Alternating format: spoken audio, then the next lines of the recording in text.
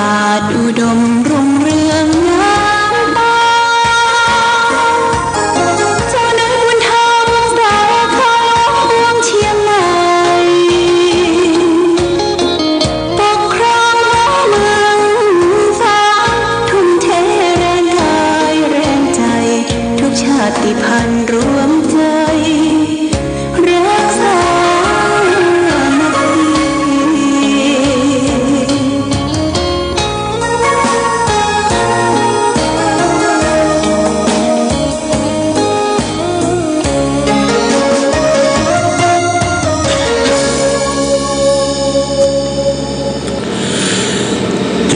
สุขศรัทธาสาธุชนญาติโยมท่านพุทธบริษัททั้งหลายวันนี้รายการธรรมประทีปส่องต่างก็ได้มาพบปะกับพ่อแม่พี่น้องศรัทธาสาธุชนญาติโยมแห่งครั้งหนึ่งวันนี้เป็นวันอังคารที่4เดือนมกราคมพุทธศักราช2565ซึ่งตรงกับเดือน4เหนือเดือน2ใต้ขึ้น2ค่ำวันนี้เป็นวันดีญาติโยมนะวันดีเป็นวันเหมาะแก่การทำมังคลมงคลต่างๆวันพรุ่งนี้เป็นวันเสียประจำเดือนเดือน4นี่เสีย2วันญาติโยมเสียวันพุธกับวันศุกร์เสียพุธกับศุกร์วัน4เดือน4เพราะฉะนั้นก็พึงเว้นจากการงานที่เป็นมังคละเป็นมงคลกินแขกแต่งงานขึ้นบ้านใหม่วันดีวันเสียวันเก้ากองลองปืนอะไรอย่างต่างๆก็ได้คำนวณคิดไว้ในปฏิทินปีใหม่ฉบับของวัดธาตุคำเชียงใหม่ซึ่งหลวงพ่อก็ได้ทำปฏิทินเนี่ยประมาณ2,000 ใบ 2,000 แผ่นเพื่อเหมาะเพื่อแก่ศรัทธาญาติโยมที่ได้ร่วมกันประกอบพิธีสืบชะตาหลวงก็แจกจ่ายกันไปทั่วถ้าจะให้มันดีๆก็ต้องเป็น20,000ว่าญาติโยมนะ20,000 แผ่นแต่นั่นก็ได้เท่าที่เปิ้นสนใจในปฏิทินของล้านนาเขาจะดูว่าวันไหนดีบ่ดีเขาก็ดูที่ปฏิทินแต่ถ้าเราทำดีนะทุกสิ่งทุกอย่างวันไหนก็เป็นวันดีหมดญาติโยมนะวันไหนก็เป็นวันดีหมดการงานเราได้ผ่านพ้นไปโดยความเรียบร้อยดีงามมากแต่ว่าเป็นวันจันทร์ที่3วันเก้ากองวันเงินวันทองญาติโยมเขาได้มาร่วมกันประกอบมังคลมงคลพิธีสืบชะตาหลวงขึ้นปีใหม่แต่ว่านี้ก็ญาติโยมก็ไปร่วมกันนักพอสมควรอาหารเข้ากับเตรียมไว้200 กับ200 กับแล้วก็คุณกนกพิษชัยนาร้าน2พี่น้องปากดางสันทรายเพิ่งก็ได้ทำเข้ากันกินมา200พี่น้องญาติโยมทางบ้านปางปอยก็ทำข้าวต้มคาราบาวมาประมาณ300ส้มก็ได้รับบริจาคผ่านจากคุณสมชายสุวรรณหรือไอโชตได้2-3 ตะกร้าก็เอามาจัดใส่แล้วก็พร้อมกันนั้นก็ร้านหุ้นส่วนจำกัดโชคยิ่งเจริญคุณเจวินาพงษ์อมรพรมก็ได้นำขนมแล้วก็กาแฟมาเลี้ยงตอนเจ้าญาติโยมก็ผลปรากฏว่าเขาเตรียมไว้เนี่ย200 ชุดเนี่ยหลวงพ่อก็บอกว่าเขาแจกก่อนที่จะสืบชะตา พื่อคือตองเขาอิ่มได้กินน้ำแคบเดียวก็หมด ญาติโยมมดมดมดก็มดเนาะมดก็มดเสร็จแล้วก็ขึ้นไปสืบชะตาฟังเทศเทศตะวานี่ก็คือเทศธรรมพื้นเมืองภาษาตัวเมืองเทศโดยหลวงพ่อครูบาสิงห์วันจันทสุวรรณโนหรือท่านพระครูอดุลธรรมโสภิตวัดประทุมวาสหนองบัววัดปทุมวาสหนองบัวเป็นองค์เทศธรรมใจทั้งเจ็ดใจทั้งเจ็ดนะก็เทศจบลงไปญาติโยมก็เจ้าภาพก็ได้ถวายยกกันเทศถวายเรียบร้อยแล้วก็อนุโมทนาสาธุพร้อมกันหลังจากนั้นพระสงฆ์ทั้งหมด21รูปพระสงฆ์เท่ากับได้นิมนต์ทั่วไปทางอำเภอฝางนะก็เอาตามใกล้ตามหิมเนี่ยเนาะตามใกล้ตามหิมครูบาอาจารย์สอนโรงเรียนวัดพระบาทอุดมต้องเลยมาเจริญพุทธมนต์โดยการนำของท่านหลวงพ่อพระครูอดุลธรรมโสภิตท่านเจ้าคุณพระราชกิติสุนทรแล้วก็พระครูวิจิตรกรรมโกศลรองเจ้าคณะอำเภอเจ้าคณะตำบลทุกตำบลก็ใกล้ๆก็ได้สาธยายมนต์จบประมาณสัก11:15 นาทีญาติโยมเสร็จแล้วก็พออาจารย์นันชัยวงศ์ก็โอกาสเว้นตาลสุมาขวตาลถวายจตุปัจจัยทายทานแด่พระสงฆ์ทายทานนั้นก็จัดเป็นปฏิทินที่เขาทำไว้เนี่ย3 อันนะ3 อันปฏิทินปีใหม่เนี่ยนะถวายแด่ทุเจ้าพระสงฆ์แล้วก็ถวายจตุปัจจัยภิกษุสงฆ์สามเณรวัดทั้งหมดญาติโยมตึงนอกวัดในวัดได้ทุกตนทุกองค์เป็นการทำบุญขึ้นปีใหม่เสร็จสับเรียบร้อยก็มีการพรมน้ำมนต์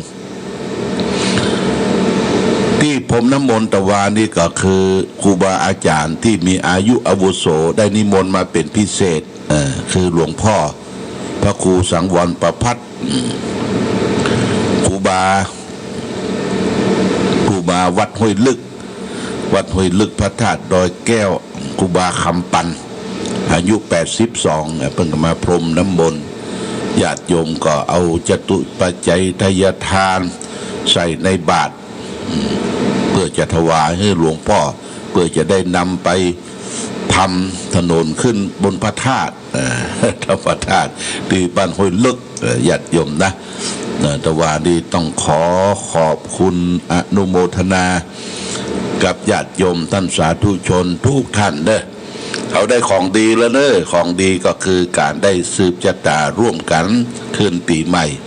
หลวงพ่อก็ดีใจโดยที่จัดขึ้นนี่ไม่ใช่ว่าจะจัดหาสตุ้งสตางหาปัจจัยแต่ประการใดก็ทำซองทำอย่างให้ญาติโยมได้เขียนชื่อเขียนนามจดเอารายหมายเอาชื่อแล้วก็ใส่ปัจจัยตามอายุของภัยของมันก็กุ้มก็ถวายพระสงฆ์และขออนุโมทนาเจ้าภาพทายทานพระสงฆ์ทุกตนทุกองค์โดยเนี่ยใหญ่เอาถวายรูปละ1,000 บาทตีไก่ก็เพิ่มไปกว่านั้นอันนี้แจ้งให้ญาติโยม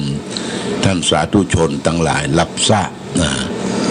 วันนี้ก็ต้องขออนุโมทนาแต่ว่านี่ก็มีคนมาให้มาหอมสร้างพระธาตุบูรณะพระธาตุที่วัดพระบาทอุดมแล้วก็หอมเป็นจตุปัจจัยค่าไฟฟ้าสถานี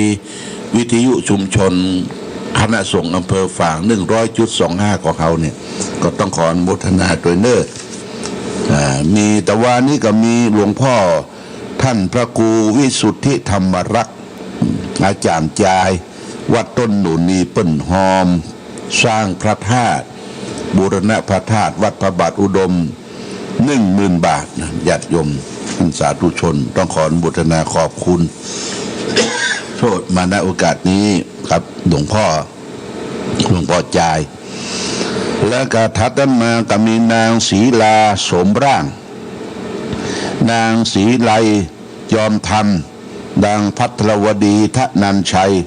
นางเพ็ญศรีกันทะมาลัยแล้วก็แม่เชิดเลยนะแม่สมเพชรสุดาแก้วอุทิศหนึ่งกับแม่สเทียหรือสเทศแม่เชิดนะแล้วก็แม่สมเพชรสุดาแก้ว1,000 บาทนะ วัดพระบาทอุดมดีบุรณะพระธาตุโทษแล้วก็มีป่อดวงติ๊บสุดาแก้วร่วมทำบุญบูรณะวัดพระธาตุวัดพระบาทอุดมเนี่ยเจดีย์นะ500 บาทอนุโมทนาสาธุแล้วก็มีนางนวลดาแก้วเอี้ยวอินตะนางดวลดาแก้วอินตะพร้อมโดยลูกหลานอุทิศส่วนกุศลให้พ่อพรหมาเรือนทองแม่บุญปั่นเรือนทองพ่อสลาพรหมาเรือนทองต้นหนุนเนาะจำนวนเงิน200 บาทนะโมทนาสาธุโดยนี่เป็นการด้วยร่วมที่จะบูรณะเจดีย์ของวัดพระบาทอุดมของเราที่กำลังบูรณะอยู่ในขณะนี้ญาติโยมพร้อมกันนี้ต้องขออนุโมทนาที่เราได้ร่วมด้วยช่วยกันบริจาคไฟฟ้าบริจาคค่าน้ำค่าไฟฟ้ามีคุณกนกพิชัยนาร้านสองพี่น้องสันทรายนี่ก็ได้บริจาคค่าไฟฟ้าวัดพระธาตุศรีมหาโพธิโพธารามพระเจ้าใหญ่อันนี้คุณกนกพิษก็คงจะได้ตั้งใจว่าจะบริจาคทุกเดือนนะทุกเดือนเพราะว่าที่วัดพระเจ้าใหญ่ก็มามีศรัทธาอุปถัมภ์เป็นศรัทธาจรทั่วไปอุทิศนี้แก่พ่อตาแม่ขันแก้วชัยนาเป็นปัจจัย1,000 บาทนะญาติโยม1,000 บาทแล้วก็คุณกนกพิชัยนาก็บริจาคไฟฟ้าบริจาคไฟฟ้าวัดพระบาทอุดม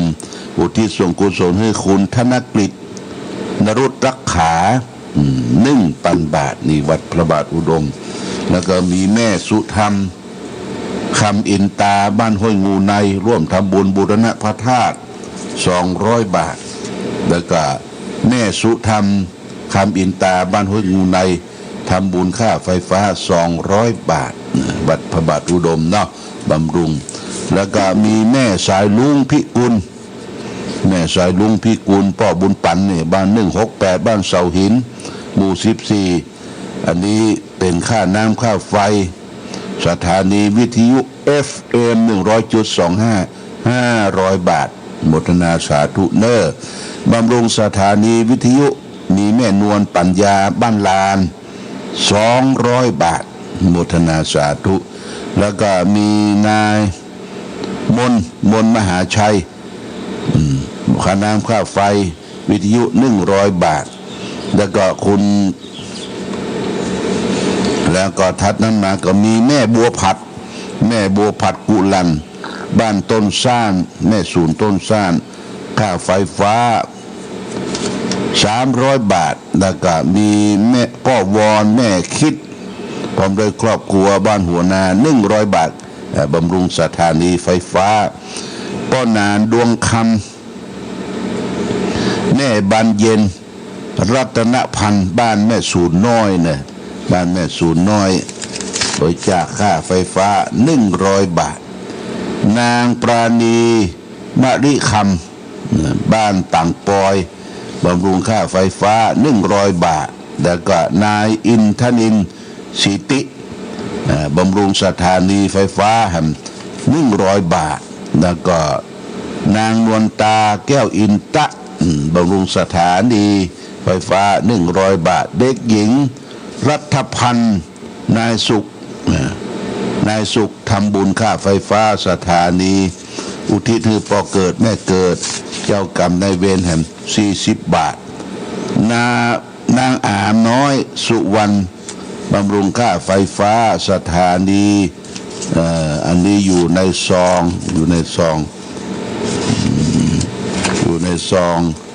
ก็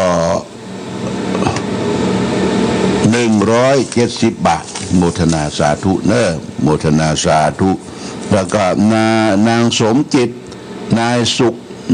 ทำบุญอุทิศให้แก่ป้อซาถวายเจ้ากรรมนายเกณฑ์ปอเกิดแม่เกิดค่าไฟฟ้าแห่ง100 บาทนายขวัญนางพิมพานายสุขสมครอบครัวทำบุญค่าไฟฟ้าอุทิศให้แก่ปอเกิดแม่เกิดเจ้ากรรมนายเวร100 บาทนายเฉลิมนายสุขนายมนนางมนทำบุญค่าไฟฟ้าอุทิศให้แก่ปอเกิดแม่เกิดเจ้ากรรมนายเวร100 บาทนายนพดลภูดวงเดือนนางอรไทยนายสุขพร้อมด้วยลูกหลานถวายค่าไฟฟ้าอุทิศให้แก่ป้อซาแม่ทองม้วนและแม่กงพันเทวดาเจ้ากรรมนายเวรแห่ง100 บาทแล้วก็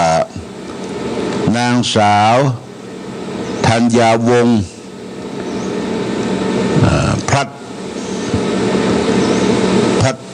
พัทรวรินทร์ทำบุญอุทิศค่าไฟฟ้าปอเกิดแม่เกิดเจ้ากรรมนายเวร100 บาทนายสยามนายสุขนางล่าพร้อมโดยลูกหลานอุทิศให้แก่เจ้ากรรมนายเวรค่าไฟฟ้า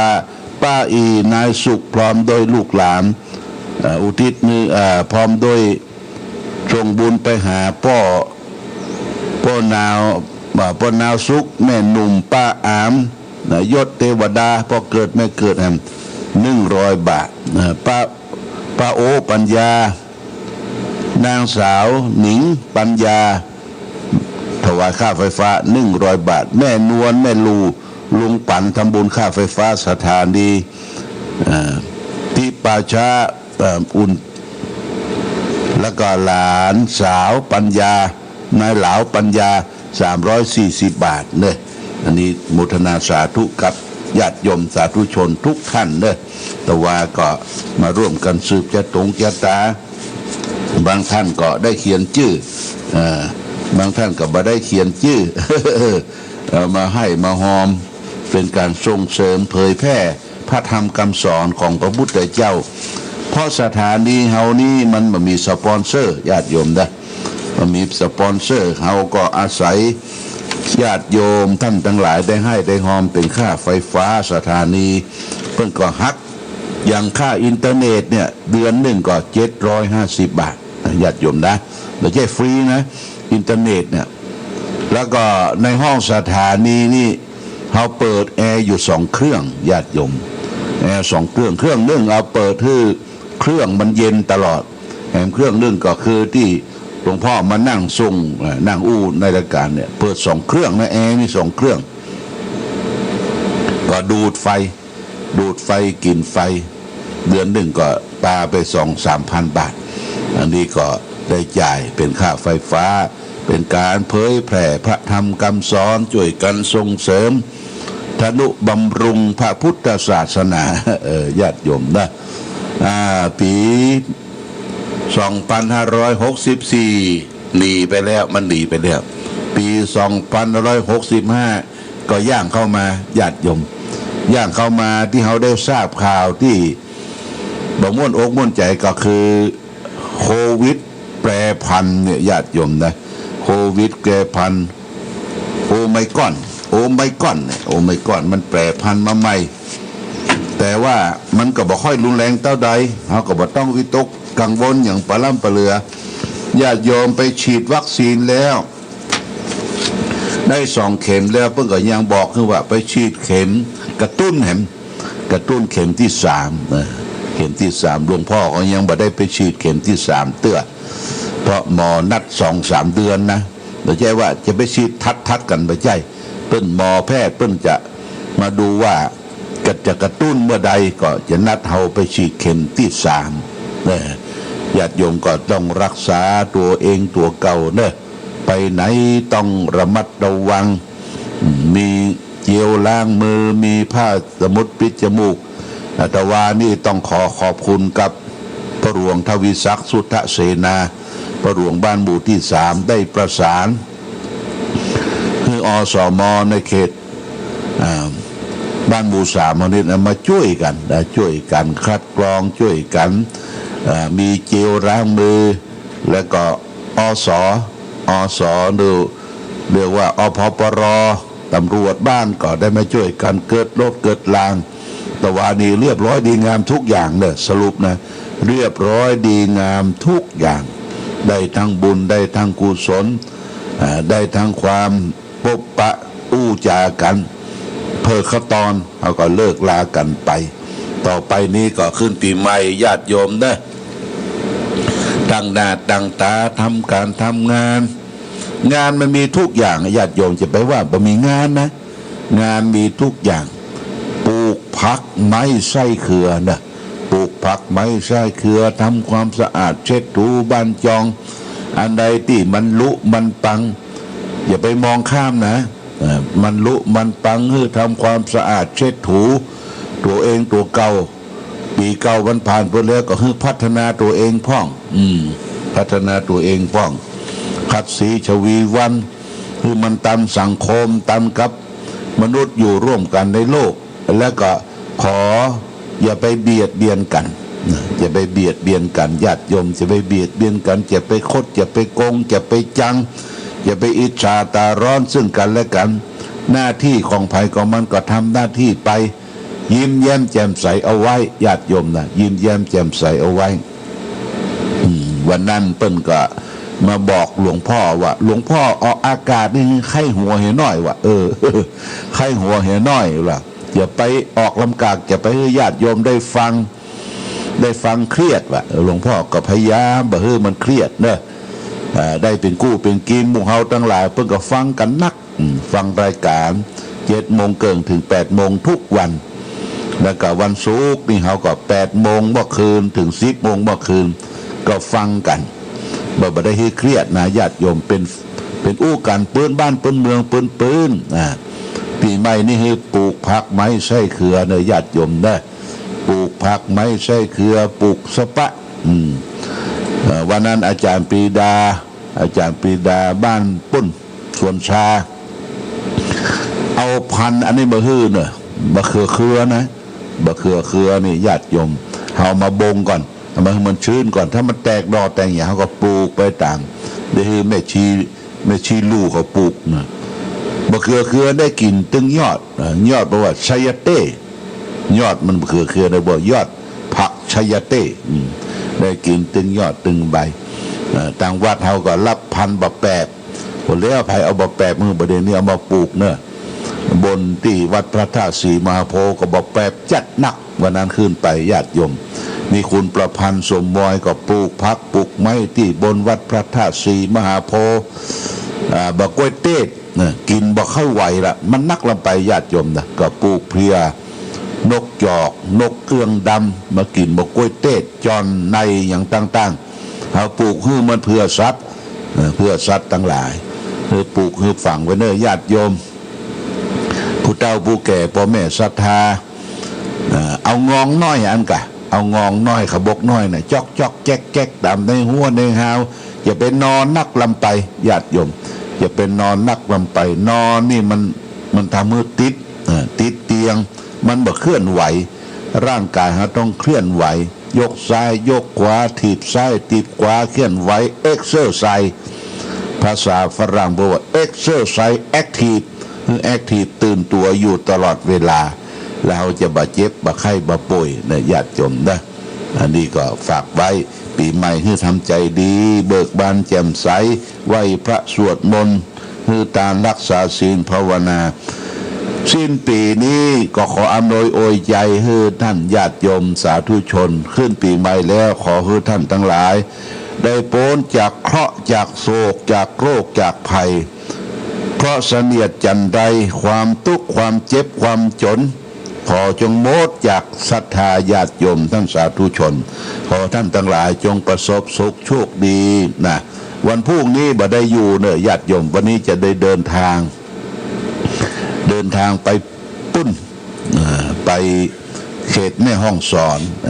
เขตแม่ฮ่องสอนไปแจกของร่วมกับหลวงพ่อท่านเจ้าคณะจังหวัดระยองเพิ่นจะมาแจกของเพิ่นนิมนต์ไปร่วมคงจะนอนสักคืนหรือ2 คืนเนี่ยนะถ้าปิกบัดนั้น วันพุธเขาก็ฟังธรรมะฟังเทศน์อย่างที่ทุกเจ้าจะเปิดให้ฟัง หรือจะออนไลน์มาก็ได้ญาติโยมเด้อถ้าออนไลน์มาก็รอฟังผู้7:30วันนี้จะไปขึ้นบ้านใหม่ที่เมงอนกลางแล้วก็จะรวดไปปุ้นเบียงแหงปุ้นเบียงแข็งเบียง